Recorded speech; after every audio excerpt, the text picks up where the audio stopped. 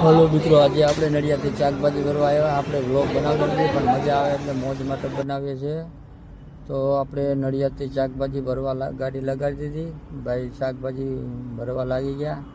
એવામાં ધીમે ધીમે બધી ગાડીથી થોડું થોડું શાકભાજી ભરી લીધું મવાનું. આપણે ડાયરેક્ટ મવા જવાનું હતું એટલે અહીંયા થોડો ટાઈમપાસ કરવા માટે ઊભા રહી ગયા. એવામાં ગિલીભાઈ બધું શાકભાજી ગોતી ગોતીને ભરવા મળ્યા હતા. તો ધીમે ધીમે આપણી ગાડી ભરાવા લાગી ગઈ હતી. થોડી વારમાં ગાડી ભરાઈ જાય છે.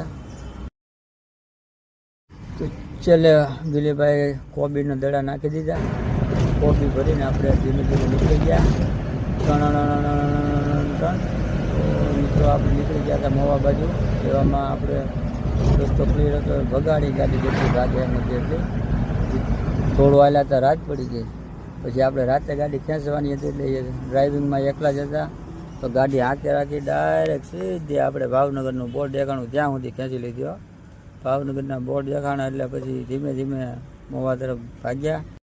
મોવા તરફ ભાગ્યા એટલે આપણે ચા પીવાની ઈચ્છા થઈ. એટલે થોડી વાર ગઢવીના ટોલ નાખે ચા પીવા ઊભા રહી ગયા. ચા પીને સીધા ડાયરેક્ટ મોવા યાર્ડમાં ખાલી કરી પછી